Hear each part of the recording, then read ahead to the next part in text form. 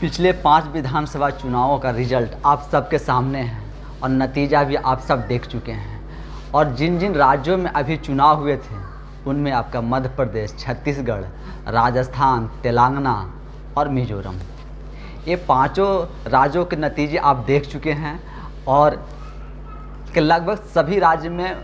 के मुख्यमंत्री भी चुने जा चुके हैं। कुछ राज्यों में मुख्यमंत्री ने शपथ भी ले लिए हैं और 1-2 राज्यों के मुख्यमंत्री के अभी शपथ लेने बाकी हैं। ऐसे में अब पूरा अगर आप ये न्यूज़ देखें, ये 5 राज्यों का, और ख़ास करके जिस राज्यों में बीजेपी चुनाव जीत करके आई है, मुख्यमंत्री के लिए जो नाम उन्होंने आगे किया है और जिन जिन लोगों को उन्होंने मुख्यमंत्री बनाया है,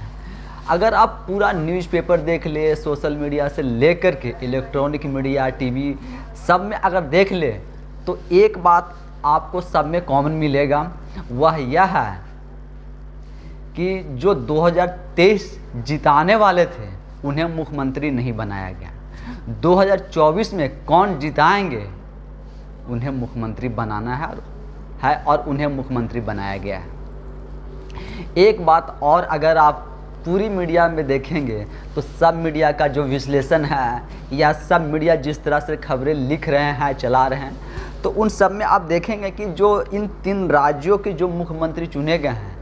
इन मुख्यमंत्रियों को चुना इसलिए गया है ताकि 250 लोकसभा सीटों पर चुनाव जीत सकें। इन मुख्यमंत्रियों को इसलिए नहीं चुना गया है कि इन 250 लोकसभा सीटों पर विकास किया जाएगा या विकास कैसे होंगे या इन 3 राज्यों में विकास कैसे होगा, या इन मुख्यमंत्रियों को इसलिए भी नहीं चुना गया है कि इनकी योग्यता क्या है, इनकी कार्य क्षमता क्या है, इनकी कार्यशैली क्या है और एक कितने डिजर्व करते हैं। मुख्यमंत्री के लिए ये योग्य हैं भी या नहीं, यह भी नहीं। सिर्फ एक चीज़ इसमें साधने का कोशिश किया गया है, और जो ऐसा मैं नहीं कह रहा हूँ, ऐसा मैं अपने मन से ऐसा कुछ नहीं बना के बोल रहा हूँ। जो आप अगर सारे मीडिया की खबर पढ़ेंगे और देखेंगे तो सारे मीडिया में यही लिखा जा रहा है कि इससे जाति समीकरण साधा जा रहा है, जातियों का वोट कैसे मिले, वोट का समीकरण कैसे हो। इसलिए उस हिसाब से, उस लहजे से इन तीनों राज्यों में मुख्यमंत्री, उप मुख्यमंत्री और स्पीकर, डिप्टी स्पीकर के रूप में जो चुने गए हैं, अगला लोकसभा का चुनाव होना है, 2024 का लोकसभा चुनाव होना है, उसमें हम जातियों को साध सकें, विकास को नहीं। और अगर इनमें देखें कि जाति के साधने में इन 3 राज्यों में अगर आप देखें तो जातियों को साधने में महिलाओं को अनदेखी कर दिया गया। इन 3 राज्यों में अगर आप देखें एक भी महिला को मुख्यमंत्री नहीं बनाया गया है। क्या इन 3 राज्यों में महिलाओं ने वोट नहीं किया है? क्या इन राज्यों में महिलाओं की हिस्सेदारी नहीं है? क्या इन 3 राज्यों में महिला वोट करने वाले नहीं हैं? क्या महिला का कोई अधिकार नहीं है? आप अगर सिर्फ देखेंगे तो सिर्फ एक दिया कुमारी में से सिर्फ एक नाम है, दिया कुमारी का, राजस्थान में उप मुख्यमंत्री के रूप में।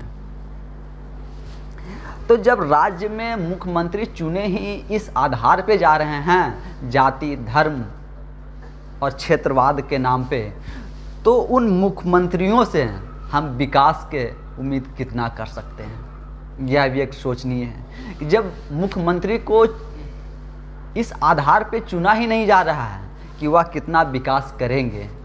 या उनके कार्य करने की क्षमता क्या है या वह किस कार्य के लिए एक्सपर्टीज हैं, वह किस कार्य को अच्छे से कर सकते हैं, पर यहाँ चुना क्या गया है, किस राज्य में कितनी जाति है, कौन सी जाति से हमें वोट मिलेगा।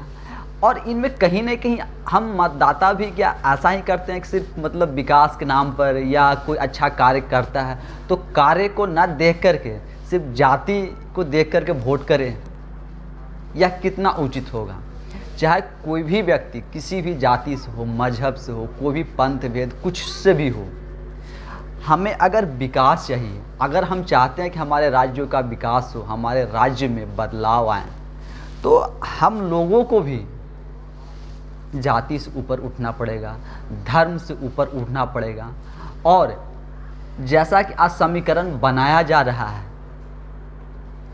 लोग बोल रहे हैं कि जो मध्य प्रदेश के मुख्यमंत्री मोहन यादव जी को जो बनाया गया है, यह बनाने का मंशा या इसके पीछे का जो लॉजिक जो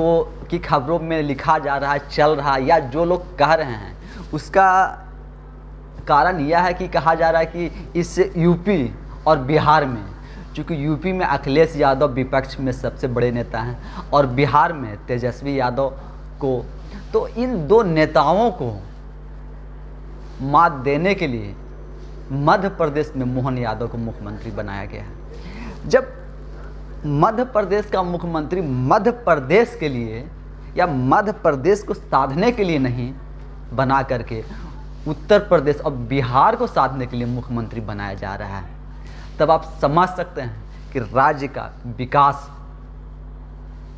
कैसा होगा और राज्य कैसे चलेंगे। और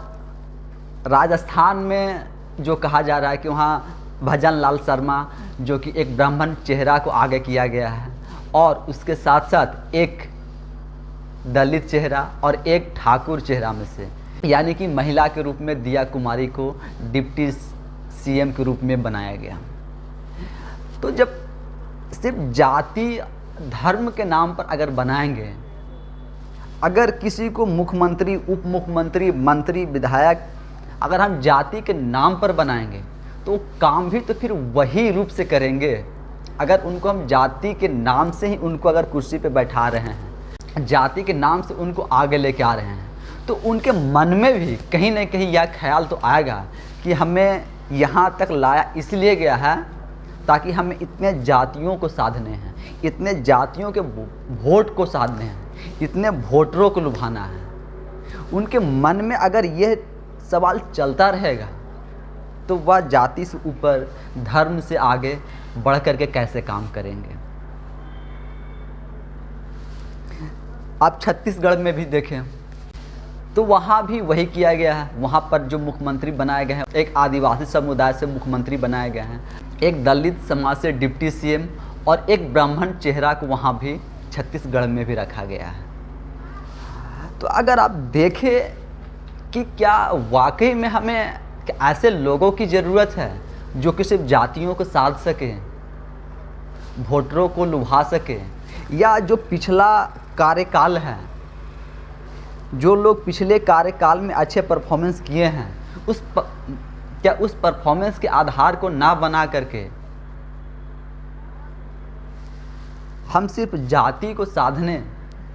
और जाति को लुभाने में रहेंगे तो हम पूरे राज्य का विकास कैसे कर पाएंगे। अगर हमें राज्य का विकास करना है, समाज की विकास करना है, तो पूरे समाज की बात करनी होगी। किसी एक समाज के लिए हमें बात नहीं करना होगा, किसी एक व्यक्ति के लिए नहीं बात करना होगा, किसी एक जाति के लिए नहीं बात करना, किसी एक धर्म के लिए नहीं बात करना होगा। लेकिन एक चीज़ और आप पूरी मीडिया में देखेंगे या पूरी के खबर में, जो भी खबर उठा ले आप, चाहे न्यूज़पेपर हो, इलेक्ट्रॉनिक्स मीडिया हो, टीवी हो, या जितने भी बड़े बड़े न्यूज़पेपर से लेकर के चैनल को आप देख ले, एडिटर, उनके एंकर, प्रवक्ता, जो भी आप देखें, सब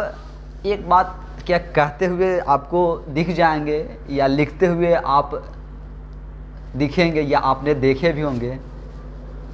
कि प्रधानमंत्री मोदी का ये मास्टर स्ट्रोक है। और जो वह नाम हमेशा आगे करते हैं वह नाम चौंकाने वाला होता है। इन्हें चौंकाने की आदत है। जो नाम मीडिया में चलते रहता है या जो लोग कयास लगाते हैं कि ये लोग मुख्यमंत्री बनेंगे, मुख्यमंत्री ना बन करके एक नया चेहरा को ला करके क्या आगे किया जाता है और एक नए चेहरा, एक नए नाम के साथ इन्हें आगे बढ़ाया जाता है।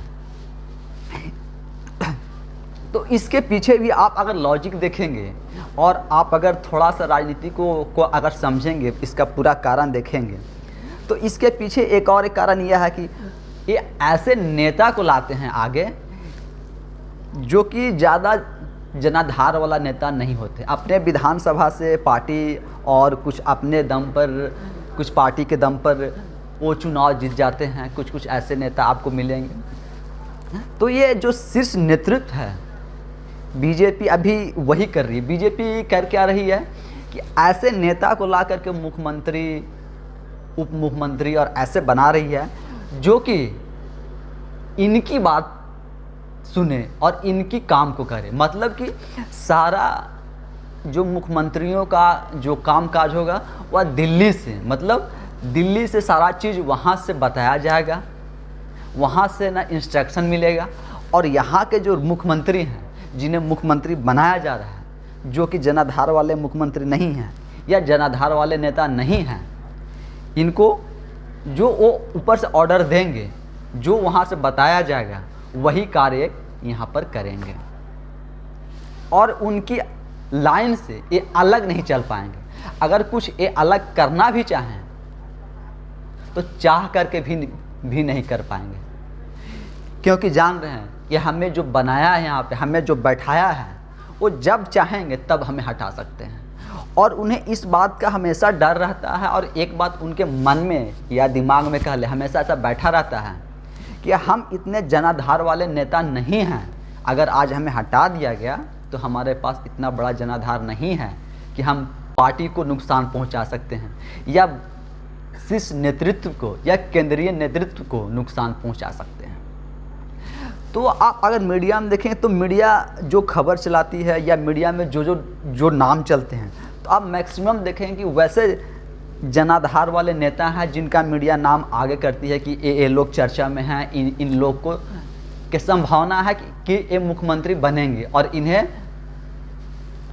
अब मीडिया जो नाम चलाती है उसका लॉजिक भी यह है कि या तो जो चेहरे जो मीडिया में ना नाम चलते हैं, उस चेहरे को देखेंगे तो या तो कुछ उनका कार्य करने का कुछ ऐसा के शैली है या कुछ ऐसा कार्य किए हैं पिछले समय में जिससे कि उसका इम्पैक्ट ज़्यादा है, मतलब लोगों में, समाज में, क्षेत्र में इम्पैक्ट ज़्यादा है। वैसे लोगों को आप देखेंगे तो मीडिया में खबर चलती है कि ये लोग चूँकि एक काम करने वाले हैं लोग, इन्होंने काम किया है, कुछ अलग कर सकते हैं, इनके पास अपने थिंक टैंक है, ये अपने से डिसीजन लेने वाले हैं। लेकिन जब कि मीडिया आकलन नहीं कर पाती है, जिस नाम के बारे में, जिस नाम के बारे में सोच भी नहीं पाती है, वह नाम आगे ला दिया जाता है। इसका कारण, सबसे बड़ा कारण यही है कि आप राज्य में हैं, आप राज्य के मुख्यमंत्री हैं, उप मुख्यमंत्री हैं, मंत्री हैं, लेकिन डिसीजन जो होगा वो केंद्र का ही होगा। जो केंद्र से कहा जाएगा वही आपको करना है। अब जो जनाधार वाले नेता हैं, जो पढ़े लिखे नेता हैं, या कहें कि जो अपना थिंक टैंक रखते हैं जिनके पास, अब जो जनाधार वाला नेता है वो ना केंद्रीय नेतृत्व का बात पूरी तरीक़ा से मानने में असमर्थ रहते हैं। मतलब वह केंद्र की पूरी बात को नहीं मानते हैं, मतलब वो अपनी चीज़ों को चलाते हैं, अपनी चीज़ों को यहाँ लागू करते हैं। अब ऐसे में दिक्कत क्या होता है कि आपका केंद्र और राज्य में मतलब एक ही पार्टी के नेता हैं, लेकिन टकराव, जो अंदरूनी टकराव होता है वह शुरू हो जाता है। तो जनाधार वाले नेता को मुख्यमंत्री न बनाने के पीछे भी यह कारण है कि अगर जिस नेता का जनाधार ना हो उसे मुख्यमंत्री बना दिया जाए, ताकि जो अंदरूनी टकराव है यह अंदरूनी के टकराव ना हो, और जो अपने आप को दिखा रहे हैं कि मैं ज़्यादा जनाधार वाला नेता हूँ, हमारे क्षेत्र में ये ज़्यादा हमारी चलती है, या हमारे क्षेत्र में, या हम अपने क्षेत्र में ज़्यादा लोकप्रिय हैं, तो उनको साइडलाइन करने के लिए, उनका जनाधार खत्म करने के लिए धीरे धीरे इस तरह से उन्हें साइडलाइन करते जाते हैं। तो हम सब आज युवाओं से, या मैं खुद एक युवा हूँ, तो मैं ऐसा सोचता हूँ कि अगर हम जाति के नाम पे, धर्म के नाम पर मुख्यमंत्री चुने जाएंगे या मंत्री चुने जाएंगे, विधायक चुने जाते हैं, या हम अगर जाति धर्म के नाम पर वोट करते हैं, तो यह हमारे लिए और हमारे आने वाले पीढ़ियों के लिए बहुत ही खतरनाक है। इसलिए इस व्यवस्था को, मतलब ऐसी व्यवस्था जिसमें जाति धर्म के नाम पर वोट बटोरा जा रहा है, जाति धर्म के नाम पर अपना राजनीति चला रहे हैं, ऐसी राजनीति बंद होनी चाहिए। आप सब युवा जब तक आगे आकर के एक विकास की राजनीति के लिए, एक समाज में बदलाव के लिए, एक सकारात्मक राजनीति के लिए जब तक युवा घर से नहीं निकलेंगे, युवा का निकलना जब तक नहीं होगा, जब तक युवा हाथ पर हाथ धरे रहे सब कुछ देखते और सुनते रहेंगे, तब तक यह राजनीति ऐसे ही चलता रहेगा। तो आप अगर चाहते हैं आपका राज्य का विकास हो, आपके समाज का विकास हो, तो आप घर से निकलिए। आपका निकलना बहुत ज़रूरी है, ऐसा मैं आप सबसे उम्मीद करता हूं। और मैं बार बार अपने वीडियो के माध्यम से आप लोगों से यह अपील और अनुरोध करते आ रहा हूं, और आगे भी आप लोगों से यही विनती और अपील रहेगा, आप लोग घर से निकले। युवाओं, आप घर से निकले। आपका निकलना बहुत ज़रूरी है, राज्य के हित में, देश के हित में, समाज के हित में। धन्यवाद।